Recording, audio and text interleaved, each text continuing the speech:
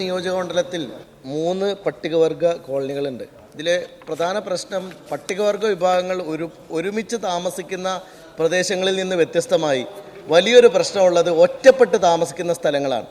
ഇവിടെ ഇവർക്ക് ഭൂമിയില്ല എന്ന് മാത്രമല്ല, ഇനി ഭവനത്തിന് വേണ്ടി ഭൂമി ഉള്ളവർക്ക് തന്നെ ഭവന നിർമ്മാണത്തിന് വേണ്ടി നമ്മൾ ലൈഫ് പദ്ധതിയിൽ വെക്കുമ്പോൾ 4 ലക്ഷം രൂപ ഗഡുക്കളായിട്ടാണ് ലഭിക്കുന്നത്. ഇതിൽ ഏറ്റവും പ്രധാനപ്പെട്ട ഒരു പ്രശ്നം സർ, ഒരൊറ്റ പോയിന്റ്, വളരെ പ്രധാനപ്പെട്ട ഒരു പോയിന്റാണ്. ഇവർക്ക് നിലവിലുള്ള വളരെ ചെറിയൊരു വീടായിരിക്കും, ആ വീട് പൂർണ്ണമായിട്ടും പൊളിച്ചതിന് ശേഷമായിരിക്കും അവർ വീട് നിർമ്മാണമാവുക.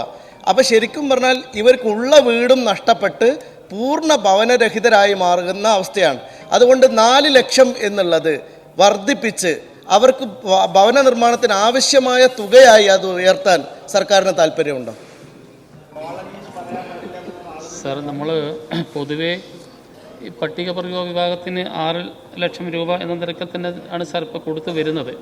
ഇവിടെ ചൂണ്ടിക്കാണിച്ചതുപോലെ ഈ സ്കാറ്റേഡായിട്ട് ചില വീടുകൾ നമ്മുടെ മണ്ഡലങ്ങളിലും ജില്ലകളിലൊക്കെ ഉണ്ട് എന്നുള്ളത് ശരി തന്നെയാണ്. അപ്പോൾ വളരെ റിമോട്ട് ഏരിയയിലൊക്കെ താമസിക്കുന്ന കുടുംബങ്ങൾക്ക് നമുക്ക് കൺവീനിയൻസ് ചാർജായിട്ട് നമുക്ക് അധിക തുക അനുവദിച്ചുകൊണ്ട് അവരുടെ വീടൊക്കെ പൂർത്തീകരിക്കുന്നതിന് വേണ്ടിയിട്ടുള്ള നിലവിൽ നമുക്കതിൻ്റെ നിയമസാധുതയുണ്ട് സാർ. ആ കാര്യങ്ങളൊക്കെ പരിശോധിച്ച് നമുക്ക് കാര്യങ്ങൾ ചെയ്യാം.